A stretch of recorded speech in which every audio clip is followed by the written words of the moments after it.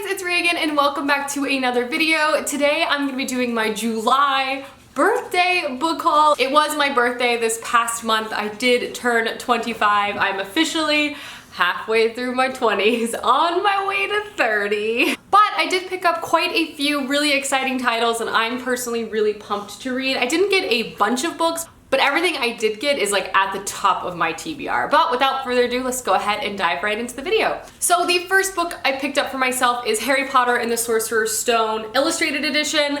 I have owned this in the past, read, loved this book in the past. Obviously it's Harry Potter and the Sorcerer's Stone, but I had somehow misplaced my illustrated edition. I don't know. I think it just got lost in one of the many moves I've gone through over the years.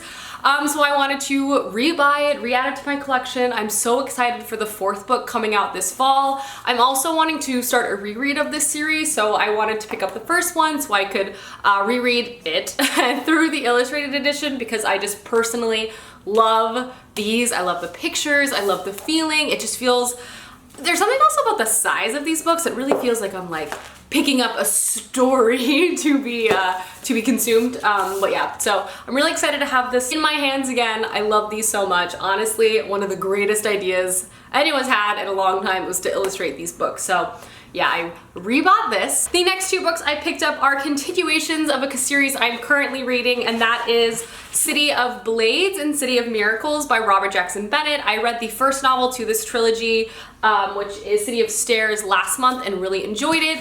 This is currently like my commute series. I also bought the ebooks and I'm reading City of Blades as we speak. I want to say I'm about 30% through this book. I'm liking it so much. This is such an interesting world where basically gods once roamed the earth.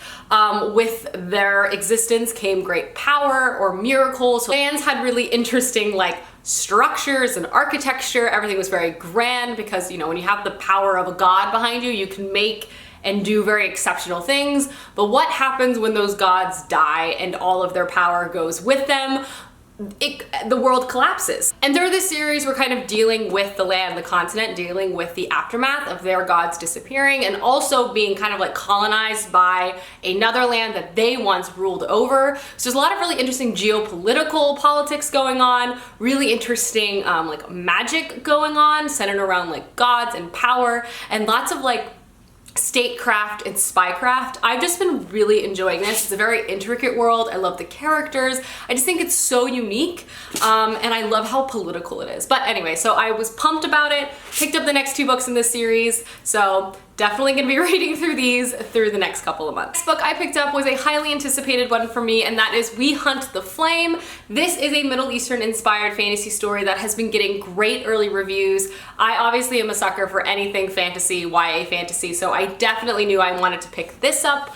I honestly don't know too much about it, but I think it's a multi-POV story about two characters who ultimately like meet, but they come from very different worlds with very different like families and goals and expectations upon them. There is this one line that 100% sold me, and it says, "People lived because she killed, people died because he lived." Basically follows, I believe, our female main character disguises herself as a man because she is a hunter, like a very good hunter, prized hunter within her community, and she feels that people found out she was a female, she would kind of lose all the prestige that comes with that. And our male main character is a prince, and he basically, if he shows any type of compassion, his father, the king, will like punish him and anyone around him. So both of these characters are kind of like hiding and disguising themselves from everyone around them. It sounds really good. I'm really interested to pick this book up soon. Next book I picked up this month is Daisy Jones and the Six. I read The Seven Husbands of Evelyn Hugo by this author this month.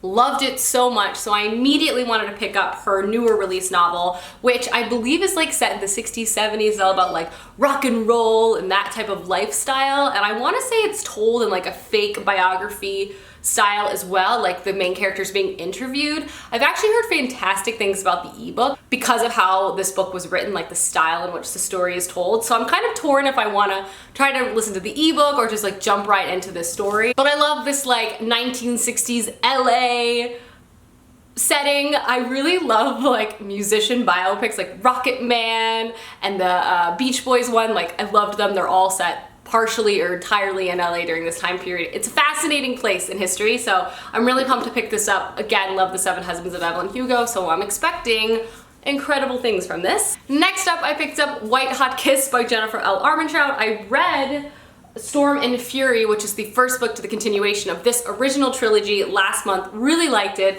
Really happy these books got a cover redesign because the first one is a little much. But this is a paranormal fantasy romance-y series where basically there are demons that like live in the world and they feed and they prey on humanity, and there are people trying to stop these demons. In this one we follow a girl who is raised by these like hunters of demons, but she's like has a secret that kind of keeps her ostracized from the group. There's romance, there's adventure. I kind of know how it ends because I read the first book to the continuation series, but I'm interested to know how we got there.